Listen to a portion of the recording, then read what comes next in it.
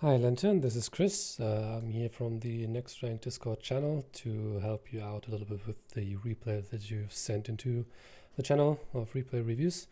Just a little disclaimer, I'm not going to analyze the full replay by itself. I'm just going to point out the key challenges that you might face and key ways to improve on. Specifically in terms of rotation, you've said in your message that you want to improve on rotation specifically, so I'm not going to address mechanics, shooting, boost management, all of that. It's just purely rotations now. And just to start off, as a little heads up, I think your rotation overall is really, really good. I'm really, really happy with that. You're not really overcommitting too much. You're not too far away from the play most of the time.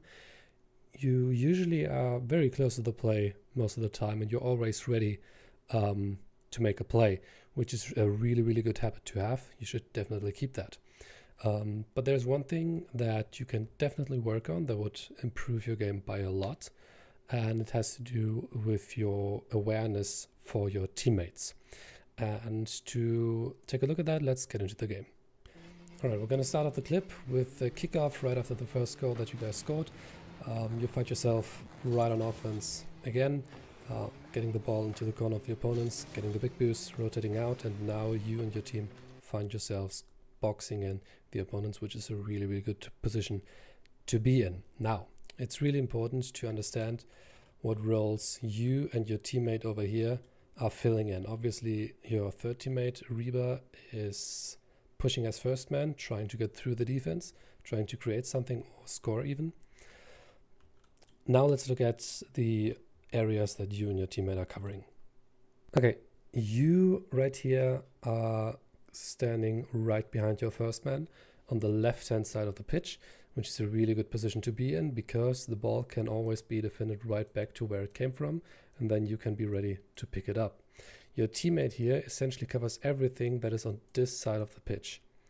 That's all his concern. All you need to be aware of is anything that is getting close to your range on the left-hand side, slightly central to the front post. That's all your concern. Now, let's play the scene and see what happens where you go and what could have been done differently. So you push up, go for this ball, and get a rather weak shot. I'm going to show this from your perspective as well. You rotate out here. When you drive up to it, and you have a very, very tight angle. I'm not even going to blame you for having a rather poor shot here because the angle of hitting the ball is really, really bad. And what I mean by that is that you try to shoot the ball this way, but you're coming from this direction. So it's essentially a 90 degrees angle, more or less. Ideally, you want to be close to a 180 degree angle, so coming from this side of the field, right? So you have full control of where you want to put the ball. You have full power and giving your opponents least chance to save it. If we now look at the wide view again, we can see that your teammate originally had everything covered that came here. Right, the ball was bouncing right here and he could have driven towards the ball, shooting it this way, but you were coming from the side, cutting him off. You were essentially driving across the pitch. And this is something that you do like right about 3 times or something during that replay. Obviously, at some point the opponents forfeit, but during this replay, you're doing this a couple of times where you cover one side of the pitch, the ball doesn't go where you're covering, and you go right across the pitch to go wherever the ball's going, cutting off your teammate who is also covering some part of the pitch, right? So ideally, you would want your teammate to push in here, and you becoming the next third man covering behind him in this area, to give your teammate time to rotate back out, right? And then we have a very simple circular rotation, which is a pretty safe way to play this one out. For the next play, we're going to be starting on defense here. You and your team manage to get out of defense, but the opponent is cutting this ball off, and you find yourself again cutting right across, double committing with your teammate.